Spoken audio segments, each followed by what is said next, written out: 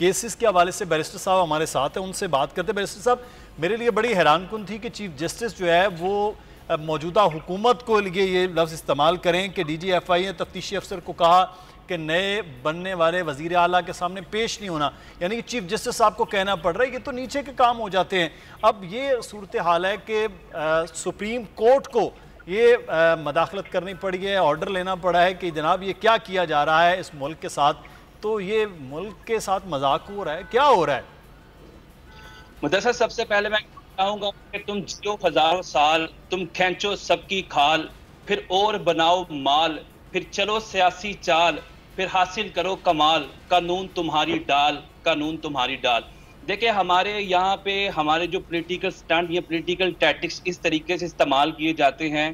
कि हमारा कानून का जो लीगल कवर है वो भी ले लिया जाता है और किसी को खबर भी नहीं पड़ती। और जिस तरह गुज़िश्ता 6 हफ्ते से पूरे पाकिस्तान के अंदर अंधेरी नगरी चौपट राज ये महलूद हुकूमत ने रचाया था। I must say one thing in this context कि किसी शख्स को ये मालूम ही नहीं था, कोई भी लॉ नोइंग शख्स है, कि किस तरीके से और कैसे ECL से इतने ज्यादा लोगों के ओवरनाइट्स आपने नाम बाहर निकाली। उसका एक बाकायदा तौर पे प्रोसीजर है। आप ECL के लॉज को देखें, फिर लेटेस्ट अमेंडमेंट्स को देखें, कबीना का अप्रूवल देखें, इन तमाम प्रोसेसेस को बरूए कार लाने के बाद आप किसी शख्स का ECL से नाम निकाल सकते हैं। तो मैं ये बात जरूर आपको गोशगुजार करना चाहूंगा जो आपने स्पेसिफिकली अपने क्वेश्चन में पूछा कि आज भी जब हम डिफरेंट चैनल्स पे बात कर रहे थे, हमारे जो बड़े सीनियर लॉयर्स भी ये बात कर रहे थे कि सुप्रीम कोर्ट इसमें इंटरवीन नहीं कर सकता। मैं ये समझता हूँ कि बिल्कुल इंटरपोज कर सकता है। वो इसलिए कि अगर कोई भी सरकारी मुलाजिम या कोई भी गवर्नमेंट ऑफिशियल अपनी अथॉरिटी रॉन्गफुली एक्सरसाइज करता है तो under the writ petition of को ब्रेटो सुप्रीम कोर्ट सो मोटो जुरिसडिक्शन एक्सरसाइज करते हुए उसकी अथॉरिटी के बारे में क्वेश्चन कर सकता है। और अगर सुप्रीम कोर्ट को लगे कि ये अथॉरिटी गलत एक्सरसाइज की गई है, ट्रांसफर तबादले गलत किए गए हैं, मेलाफाइड इंटेंशन से किए गए हैं, ताकि इन्वेस्टिगेशन, इंटेरोगेशन, प्रोसिक्यूशन के सिस्टम को डिस्पर्ज और डैमेज किया जाए और अल्टीमेट जो बेनिफिट्स हैं वो कोर्ट से लिए जाए, तो under the writ petition of prohibition court जो है उस अथॉरिटी को रिफ्रेन और स्ट्रेन कर सकती है फर्दर कोई ऑर्डर करने से। तो मैं ये समझता हूं कि अगर हमारे निज़ाम इंसाफ के अंदर कोई भी शख्स जो है वो इन्वेस्टिगेशन, इंटेरोगेशन, प्रोसिक्यूशन को कमजोर कर देगा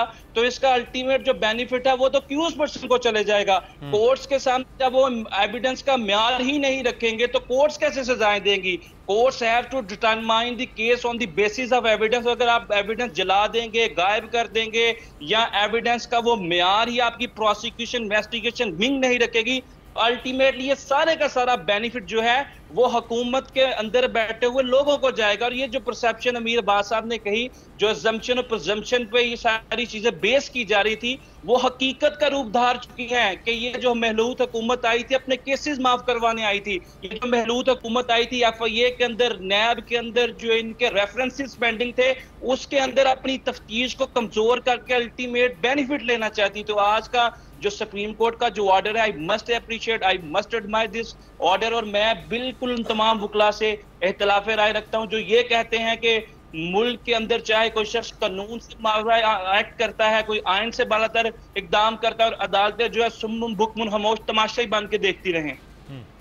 अच्छा, तो इसका एक और जो चीज़ मैं आपसे जानना चाहूँगा, ये जो कल का ऑर्डर भी परसों का है कि वज़ारत आला के हवाले से, क्या हमजा शहबाज साहब तो वहीं पर मौजूद हैं, उसके बारे में कहा गया जी वो राय है, वो ऑर्डर है, वो उनकी क्या स्टेटस क्या है लीगल, कि वो वाकई वज़ीर आला रहेंगे? और ये भी इस्तेहकाक है कि उस राय को या ऑर्डर को मानती है नहीं मानती हुकूमत, वो क्या है जो मुनर्रिफ अराकीन के हवाले से दिया गया सुप्रीम कोर्ट की जानिब से?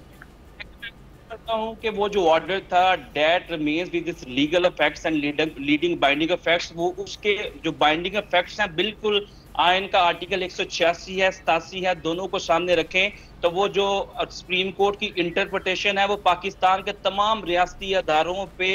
वो कानून का, आयन का दर्जा रखती है। चूंकि पाकिस्तान की जो सुप्रीम कोर्ट है इसका काम आयन की तशरीह करना भी है, आयन को प्रोटेक्ट करना भी है, तो जो उनकी तशरीह है अल्टीमेटली वही प्रवेल करेगी। और दूसरी बात ये कि जब इलेक्शन कमीशन ऑफ पाकिस्तान के सामने भी सूबाई असम्बली से रिलेटेड जो मुनहरिफ अराकीन थे उनके केस पेंडिंग है, तो इस तमाम सूरत सूरत हाल को मद्देनजर रखते हुए जो इलेक्शन कमीशन है वो बिल्कुल इस जो गाइडिंग प्रिंसिपल्स हैं इनको सामने रख के ही फैसला देगी। एक चीज जो इलेक्शन कमीशन ऑफ पाकिस्तान है जिसको डिटरमिन करना है वो ये कि क्या पार्टी की तरफ से कोई पॉलिसी लाइन या कोई डायरेक्शन दी गई थी कि आप हमजा शहबाज शरीफ को वोट नहीं करेंगे। अगर ये चीज या ये डायरेक्शन जो in writing black and white मिल जाती है तो ultimately the election commission with left with no option rather than to